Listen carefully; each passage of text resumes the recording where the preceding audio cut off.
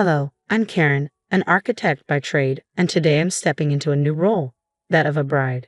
As I walk down the aisle, I'm filled with anticipation.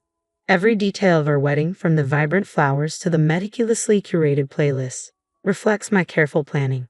I've always imagined this day as a scene from a romance novel, a joyous celebration of our love.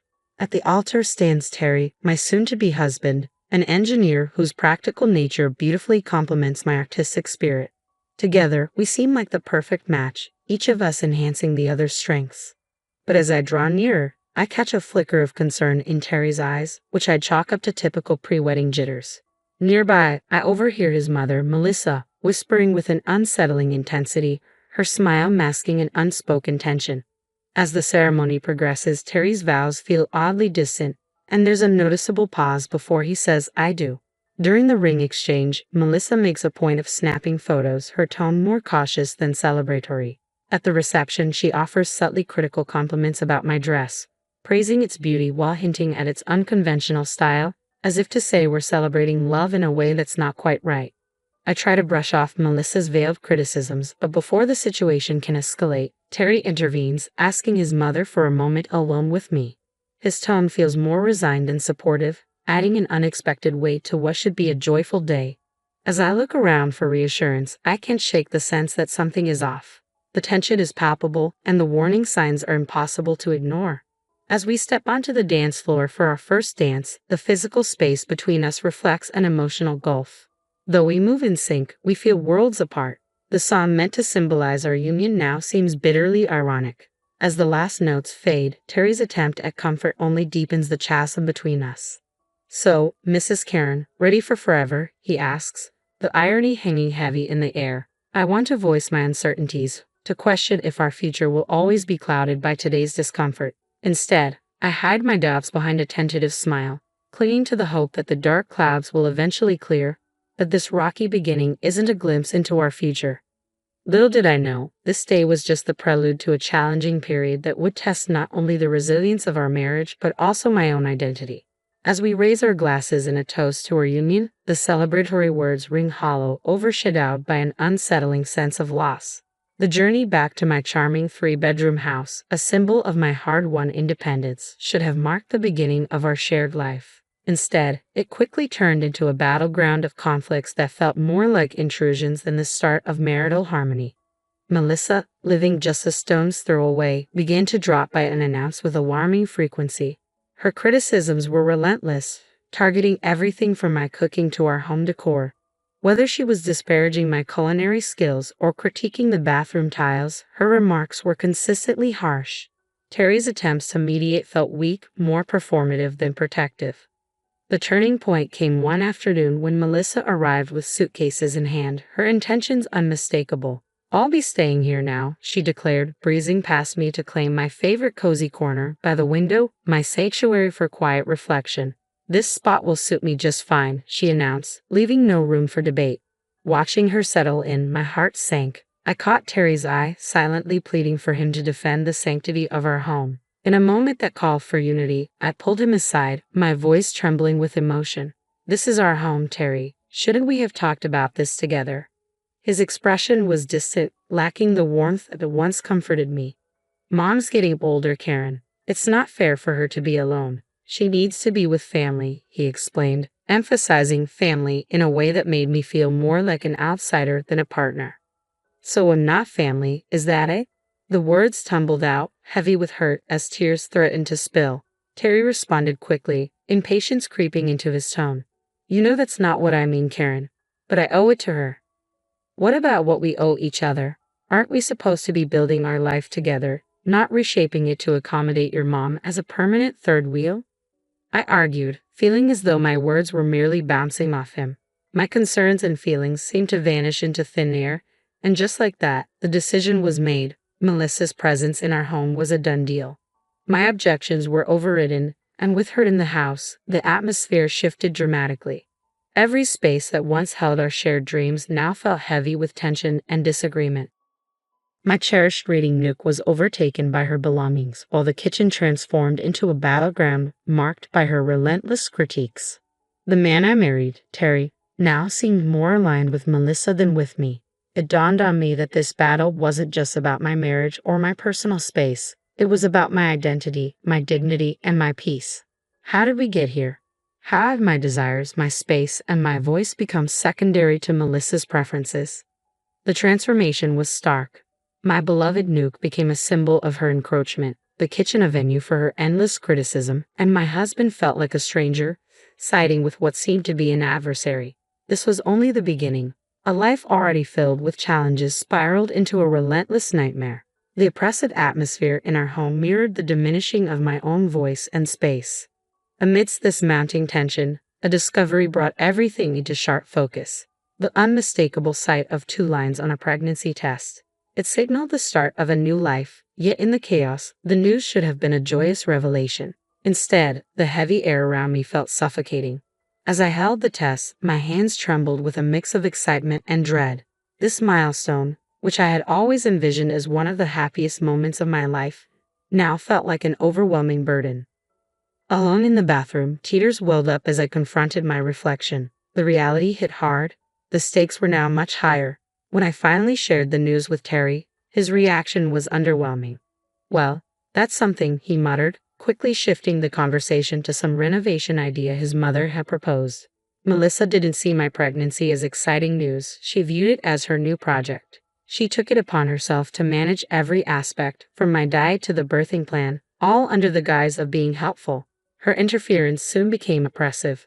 She scrutinized every bite I took, casting judgmental glances at even the simplest meals and questioning my weight management. Despite my assurances that everything was doctor-approved, she would scoff, convinced her old-school methods were superior to modern medical advice. As my pregnancy advanced, Melissa's control over my life grew even more intrusive. She expected me to maintain our home to her strict standards, regardless of my physical state. "Karen, why isn't the living room clean yet?" she demanded, comfortably ensconced in my reading nook, now her base for endless phone scrolling and TV watching. My pleas for rest were dismissed. She saw my pregnancy as no excuse for laziness. Terry's silence during these interactions only deepened the tension, his lack of support becoming painfully evident. It all came to a head during a dinner that escalated into a heated argument over baby names. When Melissa sharply criticized the name I had chosen, it was the final straw. "Enough, Melissa. This is my child, and I will decide how to name them," I asserted, my patience finally snapping. Her response was one of sheer indignation, as if my desire to control my own life was a direct affront to her. Terry's feeble attempts at mediation often sided with his mother, dismissing me as overly emotional. This only widened the rift between us, underscoring the stark reality. I was not only fighting for my voice and space in my own home, but now, more critically, for the right to shape my future and that of my child. Amid all the chaos, the revelation that I was pregnant deepened the already suffocating atmosphere of our household. As I held the pregnancy test, my hands trembled with a mix of anticipation and dread. I had always imagined that discovering I was pregnant would be one of the most joyful moments of my life, filled with excitement and celebration. Instead, as I stood alone in the bathroom, tears welling in my eyes, this milestone felt like an overwhelming burden. When I finally shared the news with Terry, his reaction was disappointingly subdued. "Well, that's something," he muttered, quickly shifting the subject to a renovation idea his mother had proposed. It was clear that Melissa viewed my pregnancy not just as news but as her new project. She took it upon herself to oversee every aspect, from my diet to the birthing plan, all under the guise of being helpful. Melissa's interference soon morphed into outright control. She monitored every bite I took, casting judgmental glances at even the simplest meals and questioning my weight management. Despite my assurances that my diet was doctor-approved, she would scoff, convinced that her outdated knowledge was superior to modern medical advice. As my pregnancy progressed, Melissa's demands grew increasingly unreasonable. She expected me to maintain the house to her exacting standards, regardless of my condition. "Karen, why isn't the living room clean yet?" she would demand from her new command post in my once peaceful reading nook, which she had turned into her base for endless phone scrolling and TV watching. My pleas for rest were dismissed. She regarded pregnancy as no excuse for laziness. Terry's silence during these interactions only intensified the tension, his lack of support glaringly obvious. This became painfully clear during a dinner that spiraled into an argument over baby names. When Melissa harshly critiqued the name I had chosen, it was the final straw. Enough, Melissa. This is my child, and I will decide how to name them, I declared, my patience completely eroded. Her reaction was one of sheer indignation, as if my desire to make decisions about my own life was a direct affront to her. Terry's feeble attempts at mediation often sided with his mother, dismissing me as overly emotional and deepening the rift between us. I felt more isolated than ever, trapped in a home that had transformed into a battleground where my voice felt increasingly insignificant. It was no longer just about selecting a baby name. It was about reclaiming my autonomy, my dignity, and the sense of belonging that had been steadily undermined by Melissa's domineering presence. As I stared at the reflection of my once gleaming wedding ring, I realized just how far I had drifted from the woman I used to be. I barely recognized the woman staring back at me, a woman who was slowly losing everything she held dear, her sanctuary, her self-respect, and most painfully, her resolve to stand up for herself. During one of our tense confrontations, Melissa, filled with a vindictive sense of triumph, delivered a blow that shifted everything. She insinuated that perhaps I didn't belong in their family if I couldn't handle a simple disagreement. The most excruciating part was Terry's silence. His lack of response felt deafening, reinforcing the harsh reality that this struggle had been my life for far too long. Days blurred together as I moved through a house that felt increasingly foreign, clinging to the only glimmer of hope I had left, the life growing inside me. Yet even this small comfort felt under siege in the toxic atmosphere that surrounded us. The tipping point came on a cold evening during yet another fraught family dinner. Despite my best efforts to prepare a flawless meal, Melissa's criticisms were relentless, attacking everything from the seasoning to the execution. Each harsh word struck like a physical blow, slowly eroding my already fragile confidence. But it was her next taunt, questioning my capability as a mother based on my supposed failure to manage household chores, that cut the deepest. Terry's quiet acceptance of her words became the final straw. Fueled by a potent mix of pent-up resentment and sheer desperation, I found my voice. Step it up. I've been carrying our child, managing our home, and enduring endless criticism from your mother. And you're telling me to step it up? The shock on their faces was palpable, but I was past caring. For too long, I had allowed myself to be diminished and demeaned. In that moment, I reclaimed my voice. I'm done. I can't do this anymore. The clarity of my decision sliced through years of suppressed feelings like a beacon of light. It was a declaration of my refusal to endure any further disrespect or emotional torment. I was ready to fight for myself, for my child, and for a future free from the shadows that had darkened my life.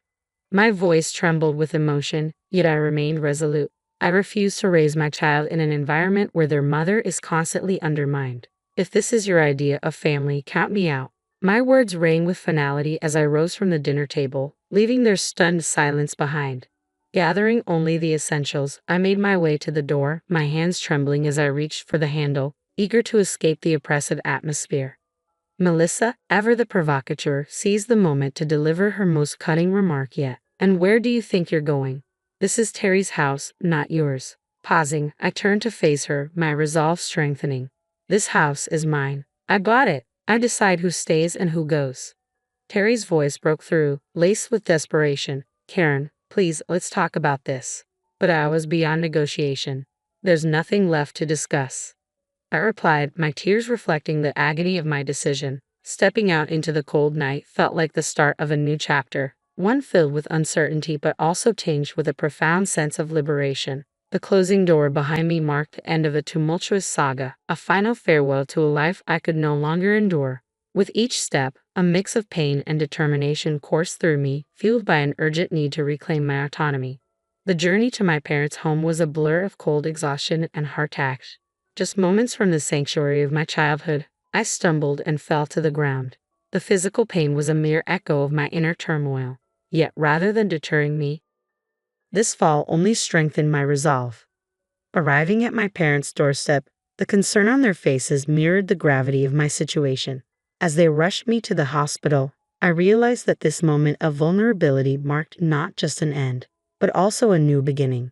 Lying in the hospital bed, coming to terms with my reality, I understood that returning to my former life was no longer an option.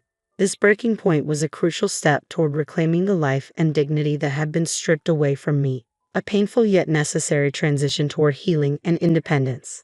The clarity that comes with pivotal moments was profound, illuminating the path forward from the shadows of my troubled past to a future I would shape myself. Amidst a whirlwind of emotions, I stood surrounded by the comforting yet anxious presence of my parents. Their silent worries spoke volumes about their fears regarding the true state of my marriage, now starkly revealed in its troubled depths. Breaking the heavy silence, my mother voiced her concern, her words heavy with the weight of unfolding reality. "Karen, dear, what's your plan now?" "Unsure yet resolute," I replied. "I'm not sure, Mom, but one thing's for sure. I can't go back to that life. Not now, not ever." My declaration rang with newfound determination. My father, who had been pacing anxiously, paused to offer reassurance. He emphasized their unwavering support, regardless of my decision, and urged me to consider not just my future, but also the child growing inside me.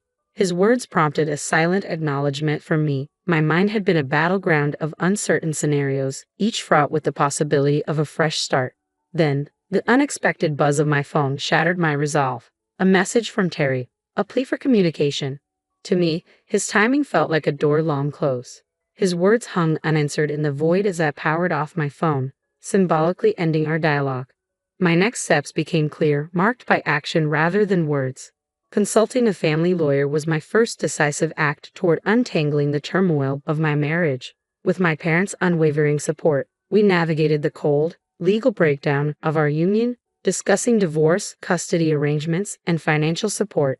Despite the sterile nature of these discussions, they empowered me, marking the initial steps towards seizing control of my destiny and securing the well-being of my unborn child. Within a week, Terry and Melissa received the formal notices, divorce papers for Terry and an eviction notice for Melissa from the home that was legally mine. Alongside these notices were demands for substantial child support and compensation for the emotional turmoil I had endured. Though drastic, these actions were imperative, severing the ties that had long bound me to a life of despair. When I finally re-engaged with my phone, it was inundated with Terry's attempts to reconnect. His messages were a mix of regret and pleas for reconciliation, but the wounds from nights of humiliation, years of neglect, and Melissa's calculated malice, silently endorsed by Terry, ran too deep. The fleeting temptation to entertain his overtures was quickly overshadowed by the memory of my enduring pain. This moment wasn't just about closing a chapter, it was about reclaiming my narrative, where the shadows of the past no longer dictated the brightness of my future. The love I once had for Terry was now eclipsed by the grief of our crumbling marriage. Taking decisive action, I cleared away every trace of him from my life. I deleted his messages, erased his contact details, and blocked him on all social media. To me, Terry had become a chapter of my past, a distressing period I was more than ready to leave behind. I knew the road ahead would be fraught with challenges. Navigating a divorce with a child on the way was no simple journey, but I was determined to forge my path, stepping away from the suffocating shadows that had once engulfed me toward a future brimming with hope. On the day of the court proceedings, the room was filled with a sterile chill typical of spaces where fates are decided. Seated beside me, my lawyer radiated confidence, while my parents offered silent yet steadfast support from behind. Across the aisle, Terry appeared lost, slowly coming to terms with the reality before him, while Melissa's expression shifted between shock and defiance. As the session commenced and the judge entered, prompting everyone to rise, a whirlwind of legal motions and arguments unfolded. For the first time, it seemed as though Terry and Melissa were truly grasping the repercussions of their actions, not just in legal terms but through my eyes as well. When Melissa was called to testify, her usual bravado faded. She attempted to frame her intrusions as concern for her son's well-being, but her arguments fell flat under the judge's skeptical scrutiny. In a clear and firm verdict, I was granted a full divorce and sole custody of our unborn child. Terry was ordered to provide child support, and Melissa faced a substantial fine for emotional abuse and harassment, leaving her visibly shaken. As the judge's gavel fell, I felt a wave of liberation mixed with a tinge of melancholy. My marriage had not ended with loud confrontations, but rather with the quiet shuffling of papers and the steady voice of justice. This chapter of my life was now firmly closed, paving the way for a fresh start free from the burdens of the past. The cost of my newfound freedom was something I could never have anticipated on the day I exchanged vows. Exiting the courtroom, Terry approached me with bewilderment, voicing his remorse and disbelief at how our lives had unraveled. Yet, as I looked into his eyes, I no longer saw my future but rather a profound void where love had once lived. I never envisioned this as our ending, Terry, but apologies can't undo what's been done, I stated firmly, turning away to leave the past behind. Melissa sought my gaze, perhaps hoping for forgiveness or acknowledgement, but I couldn't afford that closure. She had taken too much from me, and I refused to give her the satisfaction of seeing any further impact on my spirit.